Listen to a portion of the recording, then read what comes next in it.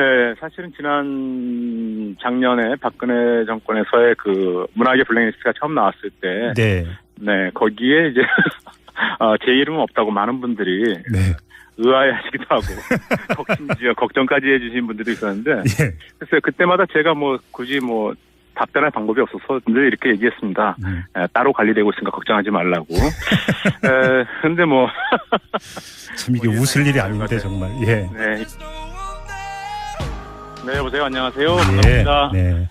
이 소식 듣고 어떠셨어요? 뭐 그 전에 좀 드디어 김종대 씨하고 통화를 하게 됐습니다. 네, 반갑습니다. 반갑습니다. 근데 사실 이 통화를 하기 전에는 좀 기분 좋게 좀 경쾌하게 해보고 싶었는데 방금 소개 들으면서 피해자라고 하니까 갑자기 좀 우울해집니다. 피해자 맞으시죠? 네, 그런 면에서 뭐 김종대 씨도 예외는 아닐 것 같습니다. 네, 뭐 사실은 저는 지금 현재요.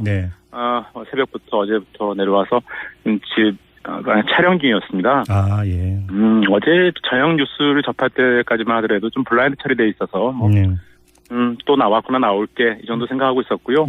오늘 낮에부터 이곳저곳에서 많은 분들이 전화가 와서 저 뒤늦게 알게 됐습니다. 그러면 좀 말씀하신 좀 말씀하세요. 허망하고 황당하죠. 그러면 그 블랙리스트에 본인이 올라갈까라는 것도 도저히 상상조차 못했던 이런 상황. 그렇지는 않습니다. 그렇지 않고요. 왜냐면 사실은 지난 작년에 박근혜 정권에서의 그 문학의 블랙리스트가 처음 나왔을 때, 거기에 이제 제 이름은 없다고 많은 분들이 의아해하시기도 하고 심지어 걱정까지 해주신 분들도 있었는데, 글쎄요, 그때마다 제가 뭐 굳이 뭐 답변할 방법이 없어서 늘 이렇게 얘기했습니다. 따로 관리되고 있으니까 걱정하지 말라고. 근데 뭐 참 이게 웃을 일이 아닌데 정말. 예상했던 결과대로였던 것 같습니다. 지금 보도에 따르면 2009년에 국정원에서 좌파 연예인 대응 태스크포스를 만들어서 이 블랙리스트를 작성을 했다라는 건데요.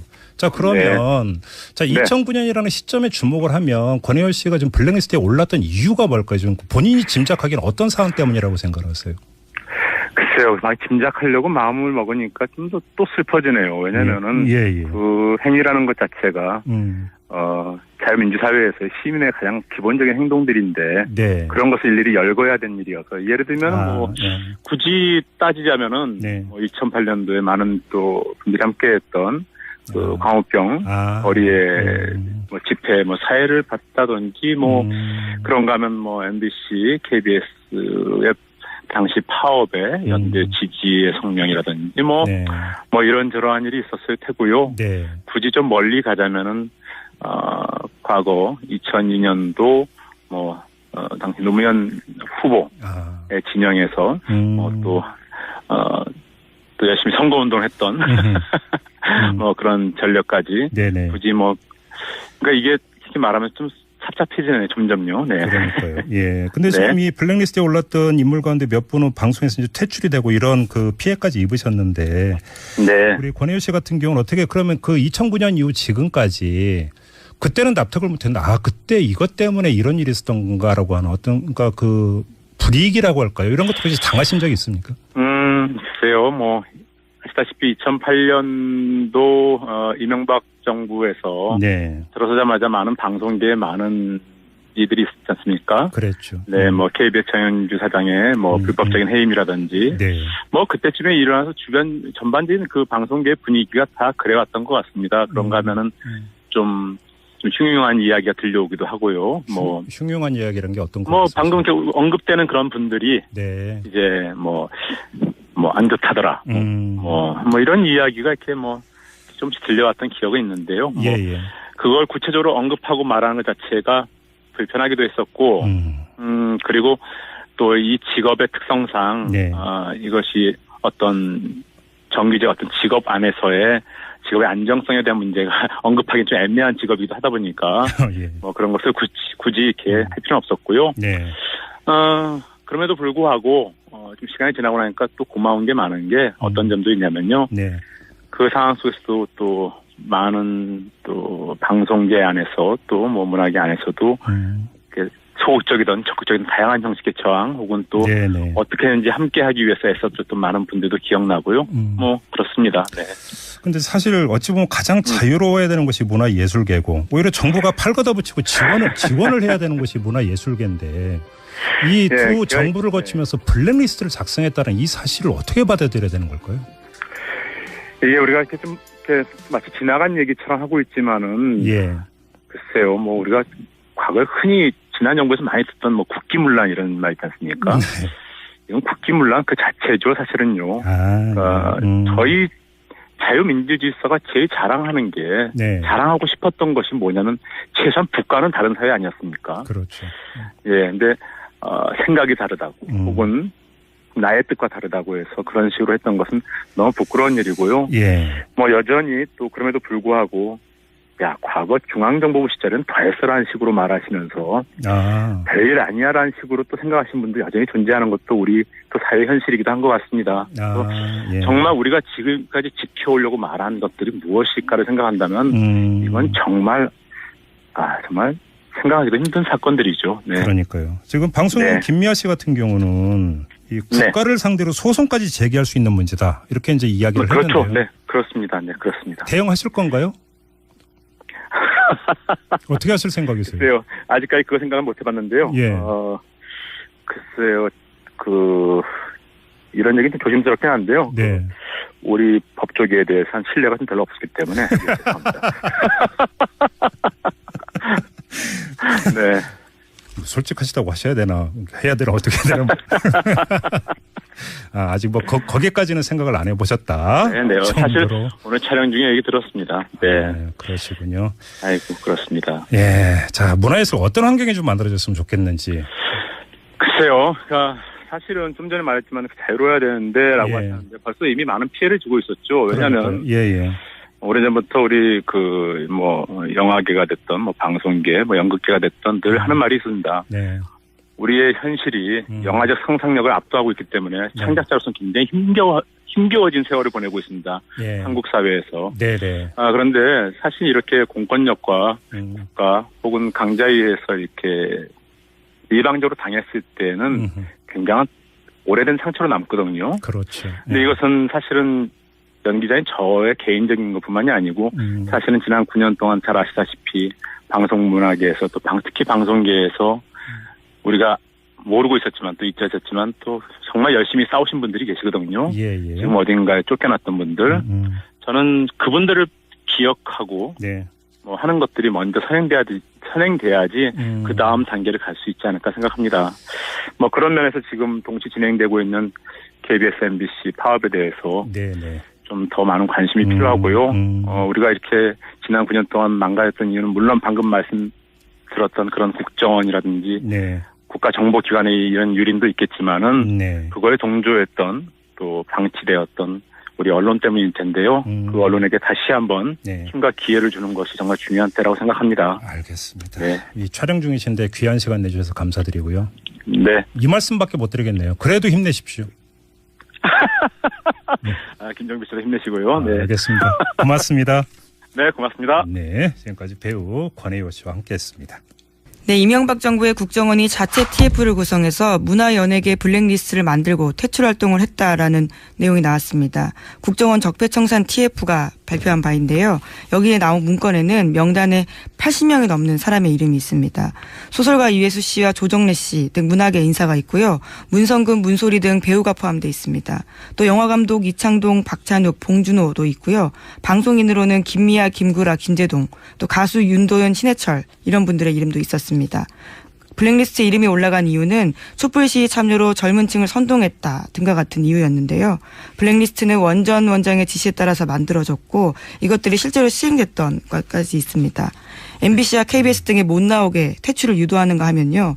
해당 연예인이 속한 기획사에 대해서 세무조사까지 진행했다라고 합니다. 이게 블랙리스트고 어제 저희가 잠깐 화이트리스트 그러면 반대로 정권 차원에서 후원했던 문학계의 어떤 프로젝트들이 있었을 거 아니에요? 그건 누가 했느냐? 역시 국정원이 했다 하는 이야기를 저희가 직접 취재한 김한 기자와 잠시 후에 만나서 얘기 나누겠고 근데 이 이야기가 최근의 얘기가 아니에요. 이거는 지금 박근혜 정부 시절의 블랙리스트가 아니라 이명박 정부 시절에 국정원이 만들었던 문학의 블랙리스트. 여기서 훨씬 고도화됐거든요. 나중에는 박근혜 시절에는. 그러니까 지금 거의 2008년, 2009년, 2010년 거의 10년 전 얘기하고 있는 겁니다. 지금은. 지금 나오고 있는 거는. 그때 이미 이제 김미아 씨 TBS에 와 계시죠. 흘러서. 그리고 김재동 씨, 김재동 씨에 대한 이야기는 이미 오래전부터 나왔죠. 꽤 보도가 나왔었는데요. 당시 사찰당했고 프로그램에서 쫓겨났다라는 보도들이 많았습니다. 근데 그때 댓글이 인기가 떨어져서 그랬다라고 댓글을 달았는데 그 댓글 단 사람이 또 그 댓글 알바단이었다는 것도 드러났죠. 같이. 예. 그렇게 자기들이 잘라놓고 인기가 없어 그러는데 무슨 소리냐고 하는 언론도 만들어내고 복지고 장치고 했던 거죠. 예. 이건 거의 10년 전 얘기입니다. 그 사이 10년 사이 얼마 만에 쌓였겠어요, 이게. 네, 사실은 지난 작년에 박근혜 정권에서의 그 문학의 블랙리스트가 처음 나왔을 때, 네, 거기에 이제 제 이름은 없다고 많은 분들이 의아해하시기도 하고, 심지어 걱정까지 해주신 분들도 있었는데, 그래서 그때마다 제가 굳이 답변할 방법이 없어서 늘 이렇게 얘기했습니다. 따로 관리되고 있으니까 걱정하지 말라고. 근데 참 이게 웃을 일이 아닌데 정말. 예. 네, 여보세요. 안녕하세요. 반갑습니다. 네. 이 소식 듣고 어떠셨어요? 그 전에 좀, 드디어 김종대 씨하고 통화를 하게 됐습니다. 네, 반갑습니다. 반갑습니다.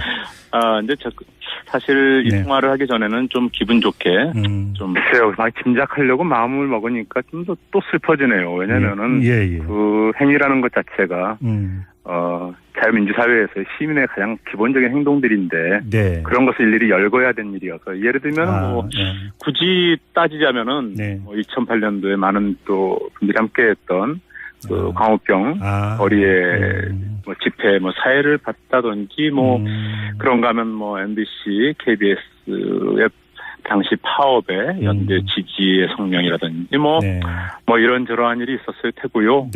굳이 좀 멀리 가자면은 과거 2002년도 당시 노무현 후보의 진영에서 또 열심히 선거운동을 했던 경쾌하게 해보고 싶었는데 방금 소개 들으면서 피해자라고 하니까 갑자기 좀 우울해집니다. 피해자 맞으시죠. 네, 그런 면에서 김종대 씨도 예외는 아닐 것 같습니다. 네, 사실은 저는 지금 현재요. 새벽부터 어제부터 내려와서 집 촬영 중이었습니다. 어제 저녁 뉴스를 접할 때까지만 하더라도 좀 블라인드 처리돼 있어서 또 나왔구나 나올게 이 정도 생각하고 있었고요. 오늘 낮에부터 이곳저곳에서 많은 분들이 전화가 와서 저 재밌게 알게 됐습니다. 그러면 좀 말씀하신 허망하고 황당하죠. 네네. 그러면 그 블랙리스트에 본인이 올라갈까라는 것도 도저히 상상조차 못했던 이런 상황. 그렇지는 않습니다. 그렇지 않고요. 왜냐하면 사실은 지난 작년에 박근혜 정권에서의 그 문학의 블랙리스트가 처음 나왔을 때, 거기에 이제 제 이름은 없다고 많은 분들이 의아해하시기도 하고, 심지어 걱정까지 해주신 분들도 있었는데, 그래서 그때마다 제가 굳이 답변할 방법이 없어서 늘 이렇게 얘기했습니다. 따로 관리되고 있으니까 걱정하지 말라고. 근데 참 이게 웃을 일이 아닌데 정말. 예상했던 결과대로였던 것 같습니다. 지금 보도에 따르면 2009년에 국정원에서 좌파 연예인 대응 테스크포스를 만들어서 이 블랙리스트를 작성을 했다라는 건데요. 자, 그러면 2009년이라는 시점에 주목을 하면 권혜열 씨가 지금 블랙리스트에 올랐던 이유가 뭘까요? 지금 본인이 짐작하기엔 어떤 상황 때문이라고 생각하세요? 그런 전력까지. 굳이 그러니까 이게 쉽게 말하면 좀 찹찹해지네요, 점점요. 그러니까요. 근데 지금 이 블랙리스트에 올랐던 인물 가운데 몇 분은 방송에서 이제 퇴출이 되고 이런 그 피해까지 입으셨는데. 우리 권혜열 씨 같은 경우는 어떻게 그러면 그 2009년 이후 지금까지 그때는 납득을 못했는데 그때 이것 때문에 이런 일이 있었던 건가라고 하는 어떤가 그 불이익이라고 할까요? 이런 것도 혹시 당하신 적이 있습니까? 글쎄요. 아시다시피 2008년도 이명박 정부에서 들어서자마자 많은 방송계에 많은 이들이 있었지 않습니까? 그랬죠. 네, 뭐 KBS 장현주 사장의 뭐 불법적인 해임이라든지, 네. 뭐 그때쯤에 일어나서 주변 전반적인 그 방송계 분위기가 다 그래왔던 것 같습니다. 그런가 하면은